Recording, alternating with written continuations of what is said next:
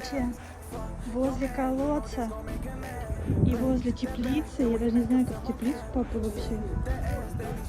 Короче, у нас просто все в воде. Просто. Я в шоке. Просто шок-контент. Я не знаю, как идти в теплицу, чтобы собрать урожай огурцов. Я не знаю. До хренища воды.